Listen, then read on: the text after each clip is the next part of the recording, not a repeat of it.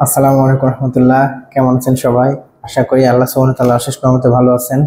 আজকের important news, DUCSU নির্বাচনে শিবির সমর্থিত প্যানেল বিপুল ভোটে জয়লাভ করছে।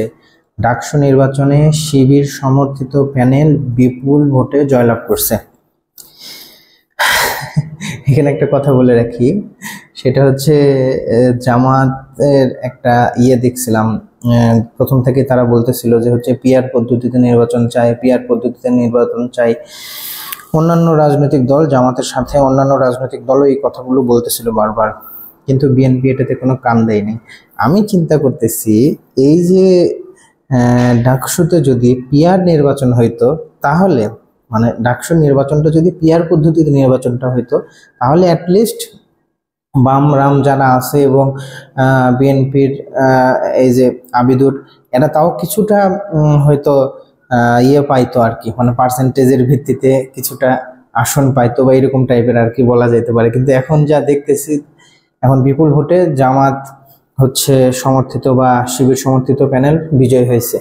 যে কথাটা বলতে চাচ্ছি এখন, সেটা হচ্ছে পিআর পদ্ধতি। অনেকেই বলা বলি করতেছে পিআর পদ্ধতির জামাত নিজের সুবিধার্থে, নিজের সুবিধার জন্যই চায়। হ্যাঁ, কিন্তু যেই রকম সাড়া আমরা দেখতেছিলাম, যেমন ডাকসু নির্বাচনে যেরকম প্রচুর সাড়া দেখতেছিলাম, সবাই বলতেছিল শিবির জিতবে, শিবির জিতবে, এবং আসলেও শিবির জিতছে। এবং শুধু যে জিতছে তাই না, কি পরিমাণ জয়লাভ করছে, মানে কত ব্যবধানে জিতছে এটা একটু বলি। সাদিক কায়েম, যে ডাকসুর নির্বাচিত ভিপি, মানে ভিপি হিসেবে নির্বাচিত হয়েছে সাদিক কায়েম, সে ভোট পেয়েছে 14,042 ভোট। এবং আবিদুল ইসলাম খান যে ছিল ছাত্র দল প্রার্থী, 5,708 ভোট। এখন এই 5,708 ভোটকে আপনি যদি দ্বিগুণ করেন, তারপরেও আপনি এই সাদিক কায়েম যে পরিমাণ ভোট পেয়েছে তার কাছাকাছি যাইতে পারছেন না। এইটাই আমি বলতে চাচ্ছি যে আসলে প্রেডিকশন তো করা যায়, মানুষজন এখন কি চায়, কিভাবে চাচ্ছে, সাধারণ জনগণ কি চাচ্ছে, এই জিনিসটা প্রেডিকশন করা যায় এবং ভোটের মাঠে এটার হিউজ প্রভাব পড়ে। এখন আর ওই আগের যুগ নাই যে হচ্ছে প্রেডিকশন করবেন একটা আর হচ্ছে হঠাৎ করে পরিবর্তন হয়ে আরেকটা হবে, ব্যাপারটা এরকম না। এইটা একটা ব্যাপার।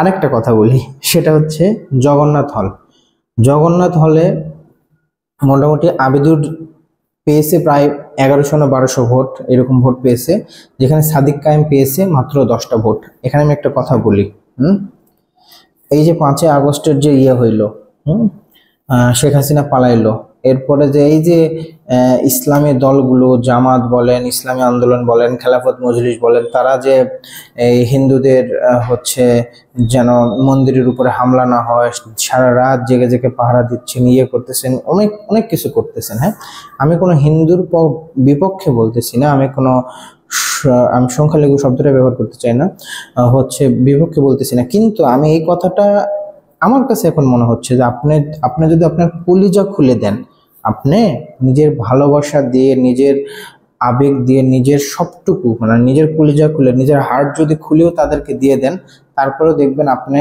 তার রিটার্নে কিছু পাবেন না। হ্যাঁ, এই জিনিসটাই এইখানে দেখা গিয়েছে বলে আমি মনে করি। আমি কে কোন দলকে মত দিয়েছে, সেটা তার মতকে আমি সম্মান করি, তাতে কোনো সমস্যা নেই, কিন্তু প্রতিটা কম বেশি যতগুলো ঢাকা বিশ্ববিদ্যালয়ের যতগুলো হল আছে, প্রায় সবগুলো হলেই যেখানে সাদিক কায়েম জয়লাভ করছে, সেইখানে এই জগন্নাথ হলে সে মাত্র পেয়েছে 10টা ভোট।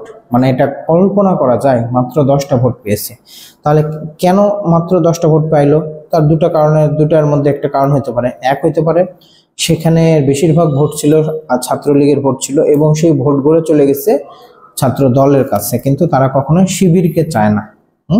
এটা একটা, তারা যদি এইভাবে চিন্তা করতো যে আমাদের কল্যাণে কে বেশি ভালো কাজ করবে, এইভাবে চিন্তা করলে হয়তো শিবিরের ভোটটা বেশি আসতো, কিন্তু তারা কিন্তু এটা করে নাই।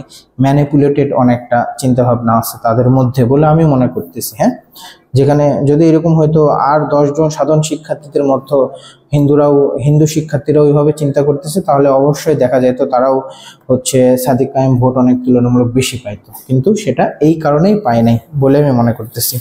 তাহলে আজকের যেটা ভিডিওর টপিক, সেটা হচ্ছে ডাকসু নির্বাচনে বাংলাদেশের ইতিহাসে ডাকসু নির্বাচনে শিবির সমর্থিত প্যানেল বর্তমানে 2025 সালের যে নির্বাচন, এইটাতে বিপুল বিপুল পরিমাণ ভোটে, বিপুল পরিমাণ জনসমর্থনে, বিপুল পরিমাণ ছাত্র ছাত্রীদের সমর্থনে সাদিক কায়েম, তারপরে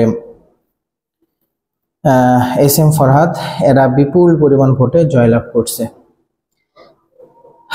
আমি মনে করি সামনে যে নির্বাচন আসতেছে ফেব্রুয়ারিতে, সত্য পালট যাবে, সত্য পালট হয়ে যাবে। হ্যাঁ, এই যে অনেকে, আমি গ্রামের দিকে বিভিন্ন জায়গায় যেখানে যাই, সব কম বেশি সব জায়গায় মানুষ জামাতের কথা বলে বা ইসলামী আন্দোলনের কথা বলে।